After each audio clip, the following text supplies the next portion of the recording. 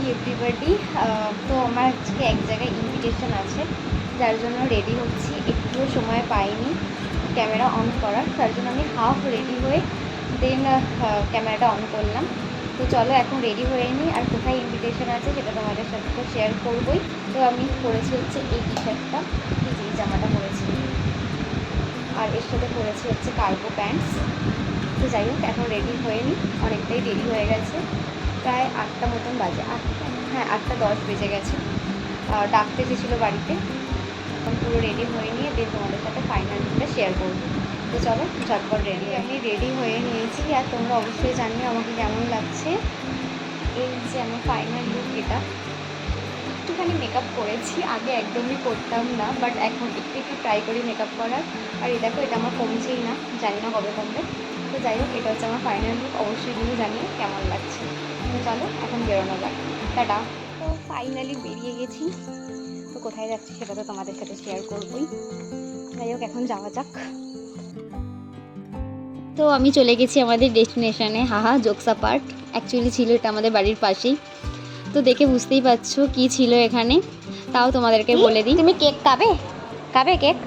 তো সেই দিন গিয়েছিলাম হচ্ছে আমি একটা জন্মদিন বাড়িতে, বাট আমি এতটাই তাড়াতাড়ি গেছি যে ওখানে সব কিছু হয়ে গিয়েছিল।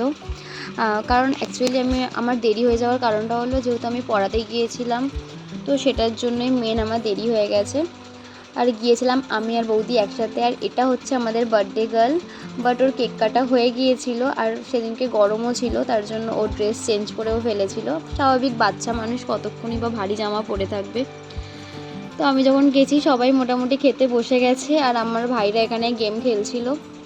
তো তাও ওদের সাথে একটুখানি ক্লিপস নিয়ে নিলাম, আর ওরা তো সারাক্ষণ আমাকে কন্টিনিউয়াসলি লিপফুল করে যায়। এখানে বসে আছি লুকিয়ে অন্ধকারের মধ্যে, আর এনার খাওয়া হয়ে গেছে, তাই তো?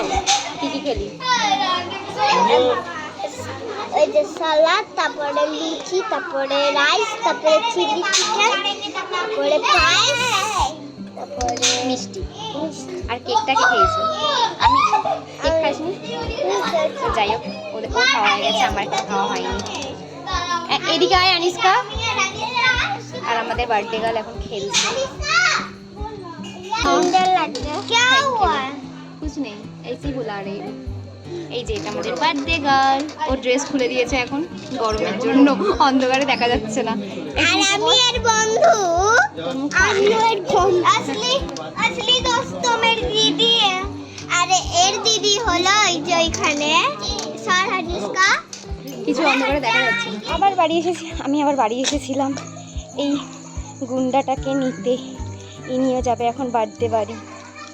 তোমাদের সবার কাছে সরি গো, আমি না ভিডিওর ক্যামেরা অন করতেই ভুলে গিয়েছি, যার জন্য আর কোনো ক্লিপস অ্যাড করতে পারিনি, তাই ব্লগটা এখানে এন্ড করতে হচ্ছে। টাটা।